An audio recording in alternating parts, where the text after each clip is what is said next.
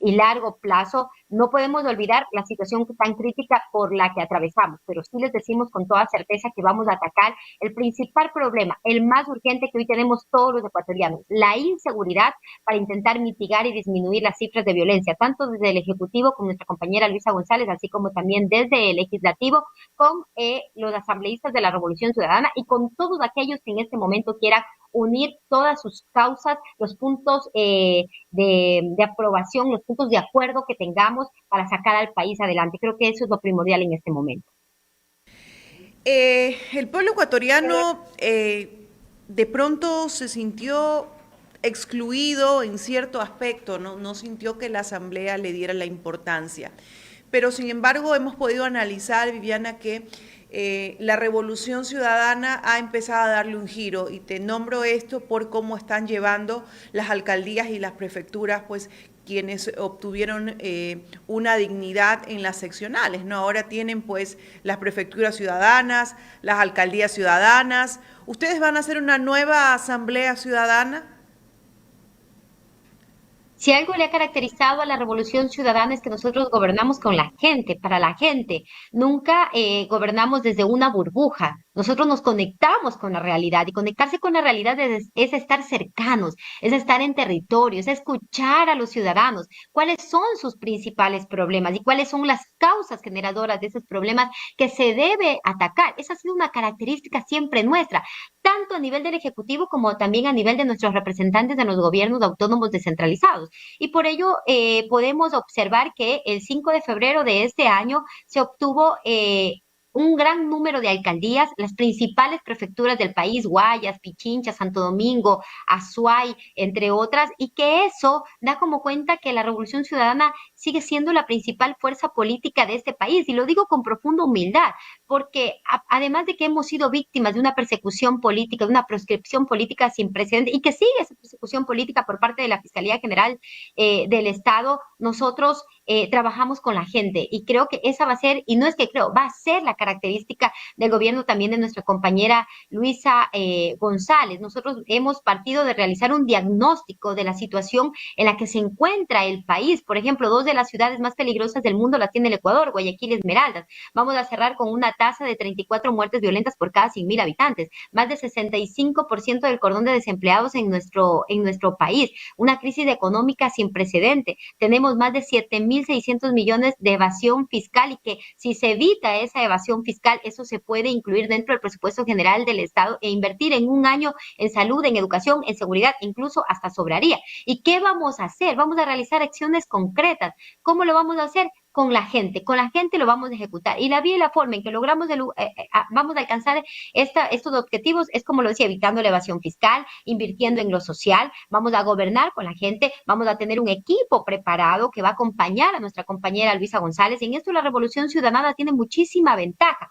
Ya lo hicimos en el gobierno del presidente Correa, lo vamos a volver a hacer en el gobierno con nuestra compañera Luisa González. Hay un acumulado de experiencia en el sector público, no somos improvisados, tenemos conocimiento en el ejercicio del poder y de construcción de puentes de gobernabilidad, pero además también una característica muy propia de nosotros es que no somos un partido de alquiler, no es que solo nos activamos en época electoral, nosotros trabajamos todos los días con los ciudadanos, en cada rincón de la patria. Y en época electoral, nosotros trabajamos siempre como si no tuviéramos un solo voto, llevándole a la gente soluciones concretas, cosas que se puedan plasmar a corto, mediano y largo plazo. No somos ni demagogos, ni vendemos humo, ni tampoco somos improvisados y jamás le vamos a mentir al pueblo ecuatoriano. ¿Cómo le va, Viviana? Buenos días. El presidente de la República hace poco dijo que la Asamblea no lo dejaba trabajar, que no le permitía aprobar sus proyectos de ley. Hace pocos días el canciller Gustavo Manrique dijo que en este momento están viviendo una especie de luna de miel, que todo está fluyendo y que todo marcha bien. Pero la semana pasada el presidente de la República, molesto, emitió un comunicado que ahora la Corte Constitucional le obstruye sus decretos ley. ¿Cómo analizar todo lo que dice el gobierno, el antes y el ahora? Bueno, el presidente de la República siempre ha buscado culpables. Siempre ha buscado culpables para su incompetencia, para su ineptitud, para tapar incluso los actos de corrupción en los que ha visto envuelto su gobierno. Antes decía que era la Asamblea Nacional. Asamblea Nacional que tuvo una baja calificación justamente porque él metió su mano allí y puso a la señora Guadalupe Llori a conducir el Parlamento ecuatoriano y que dicho sea de paso fue una de las conducciones más precarias que ha tenido la historia de la legislatura en nuestro país. ¿Pero por qué la puso? Para convertir a la Asamblea en el patio trasero de Carondelet. Bueno, ahí era culpable la Asamblea Nacional que supuestamente no lo dejaba gobernar. Cuando disuelve la Asamblea, entonces empieza a ser culpable el Consejo de Participación Ciudadana y Control Social porque él no tiene manejo ni conducción sobre ese consejo y no se ha convertido tampoco en la puerta trasera tal como lo hizo con el señor Ulloa. Y después culpa a la Corte Constitucional. El presidente pensó que al disolver la Asamblea Nacional él se convertía en un monarca absoluto y se olvida que estamos en un régimen democrático, en un régimen republicano, en un régimen en el que tiene mucho valor el sistema de pesos y contrapesos. Y al no estar en vigencia la Asamblea Nacional, le queda esa obligación a la Corte Constitucional y que es una obligación jurídica de revisar cada decreto que elabora el presidente de la República. Decretos que van en contra de los derechos de los ciudadanos, decretos que van en contra de la economía de nuestro país. Y no hay ninguna luna de miel.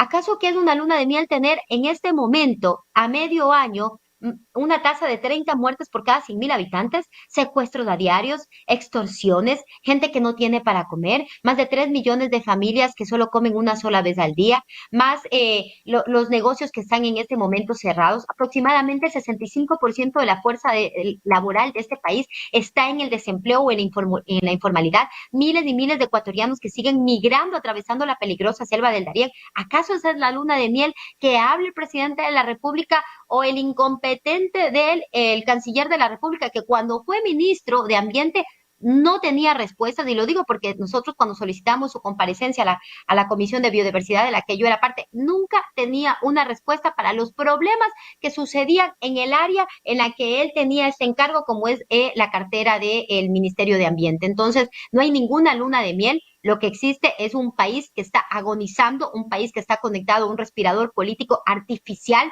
y millones de ecuatorianos que esperan con ansias, esperan desesperadamente que este gobierno ya se vaya a su casa. Están esperando el 20 de agosto para decirle adiós a un gobierno corrupto, incompetente, indolente y que venga un nuevo gobierno, el gobierno de nuestra compañera Luisa González, para que la patria renazca. Ayer escuchaba también al ministro